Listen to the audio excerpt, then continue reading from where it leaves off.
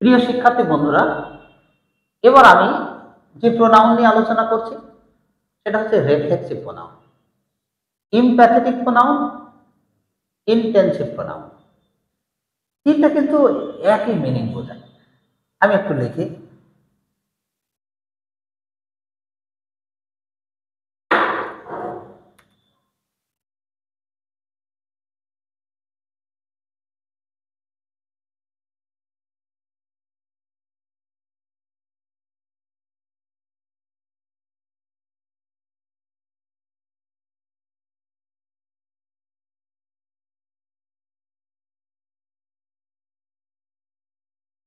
প্রিয় শিক্ষার্থী বন্ধুরা, ইমপ্যাথেটিক প্রোনাউনও যা, রিফ্লেক্সিভ প্রোনাউনও তাই, ইনটেনসিভ প্রোনাউনও তাই।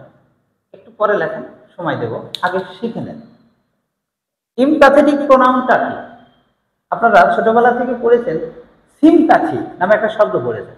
সিম্প্যাথি মানে সহানুভূতিশীল, অন্যের দুঃখে ব্যথিত হওয়া, কষ্টটা একটু অনুভব করা, সহানুভূতির সাথে দেখা, সেটা সিম্প্যাথি। সেম জিনিসই কিন্তু ইমপ্যাথেটিক। ইমপ্যাথেটিক আর সিম্প্যাথেটিকের মধ্যে অল্প একটু পার্থক্য আছে। ইমপ্যাথেটিক হচ্ছে সহানুভূতি দেখা, সেই সাথে কষ্টটা নিজের মধ্যে দেখেও নেওয়া।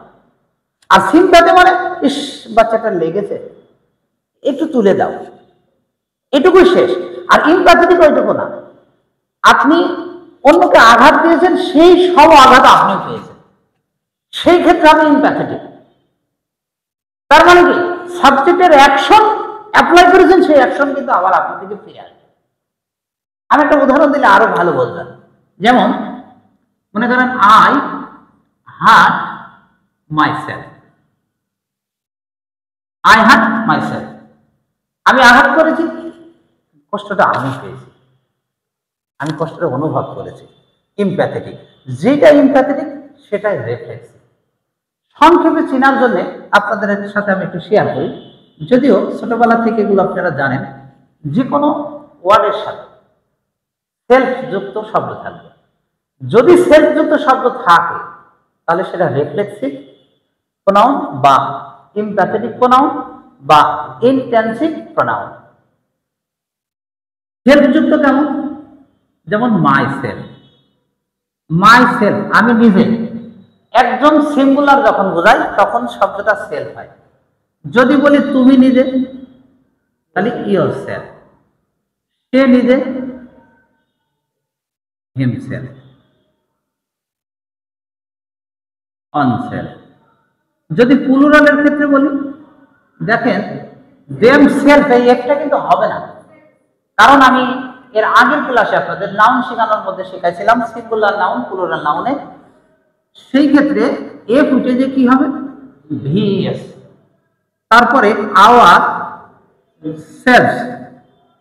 তো সংক্ষেপে আমি যেটা আপনাদের বোঝাতে চাইলাম, সেলফ যুক্ত থাকলে আমরা বুঝবো ইমপ্যাথেটিক প্রোনাউন বা রিফ্লেক্সিভ প্রোনাউন বা ইনটেনসিভ প্রোনাউন। একটু আগে আমি আপনাদের বললাম, যেটা ইমপ্যাথেটিক প্রোনাউন সেটাই রিফ্লেক্সিভ প্রোনাউন, কিন্তু ইনটেনসিভ প্রোনাউনটা একটু আলাদা। আপনারা জানেন, মেডিকেলের ভাষায় ইনটেনসিভ কেয়ার থাকে, নিবিড় পর্যবেক্ষণ কেন্দ্র, পরিচর্যা কেন্দ্র। একটা মানুষ যখন লাইফ সাপোর্টে চলে যায়, তাকে গভীর, সে আর স্বাভাবিকতা হারিয়ে ফেলে, তাকে বাঁচানোর সর্বশেষ চেষ্টা করে কি করে, ইনটেনসিভ কেয়ারে দিই। তার মানে ইনটেনসিভ মানে গভীর বা নিবিড়।